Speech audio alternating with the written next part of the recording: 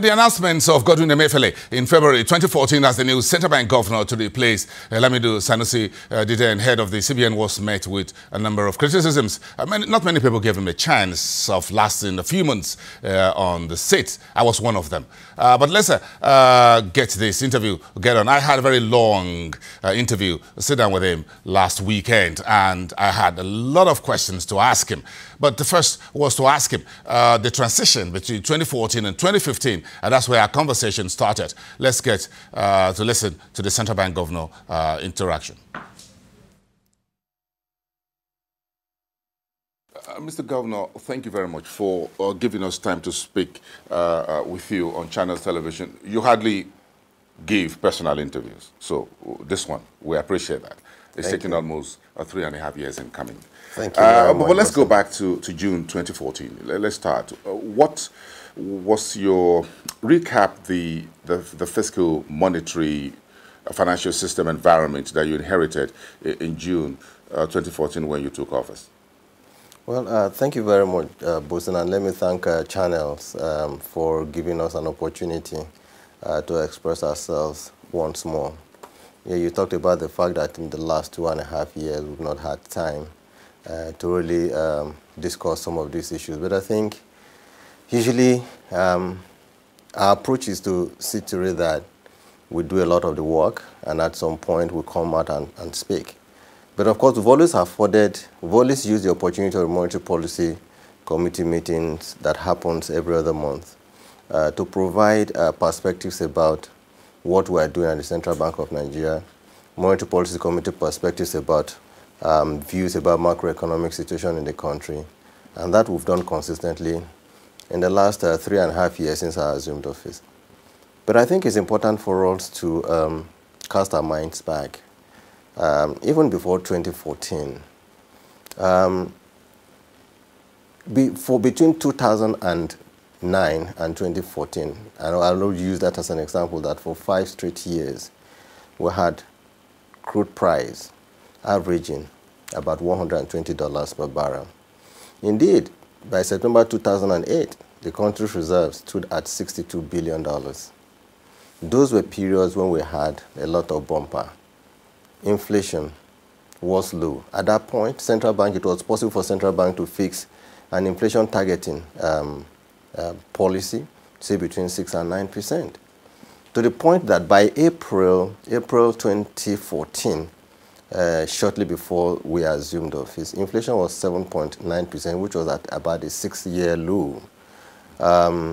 Reserves, as a result of the pressures we saw between 2008 and 2009, had come down to about $37 billion. Interest rates, even at that time, one would say was also relatively stable because inflation rate was also good. But indeed, during that time as well, the monetary policy environment was tight because CRR was about 15%, right? MPR was indeed almost about 12%, if I can recall it very correctly. So it was essentially a tight monetary policy environment that we inherited, because at that time, the global shock had started to show signs of manifestation, to the point that sometime, or of course, by the 3rd quarter of 2014, it had become so manifest. But when we came into office, we had our own vision. And the vision, and indeed, I was among the first set up, I would say, the governors of the Central Bank of Nigeria that came out just 2 days after I resumed office and set an agenda and said, this is what we want to do. Mr. Governor, we'll come to your vision in just a moment. But just a few months, as you're just settling into office, there was a change in political administration, so there was a change of leadership in the country. What were the key issues for you then, looking at the political landscape, the change of governance, the change of a new president, a new cabinet, a new entirely political party in the country? How did you feel by the time? What were the key issues that you took on board with the rest of your team at the central bank? Well, basically nothing extraordinary in the sense that the Central Bank of Nigeria is an independent institution focusing primarily on its own core mandate, monetary policy, and then making sure that the monetary macroeconomic environment remained stable. But unfortunately, at that time, the effect of the global shock had begun to manifest in the sense that by around August 2014, right, the crude commodity price was about $110 to the barrel, 2014, right, and our reserve was about 37, dropping to about 36. So by the time the government came in May 2015, reserve had come down to 29. Okay, the environment had begun to face some form of pressures. Okay, pressure because, like I said, three shocks, right? The shocks from dropping commodity prices, which resulted in, of course, dropping crude prices, impacting adversely on our reserve. Geopolitical tensions along the trading routes across the world. Then you had the Russia-Ukraine crisis and the Crimea.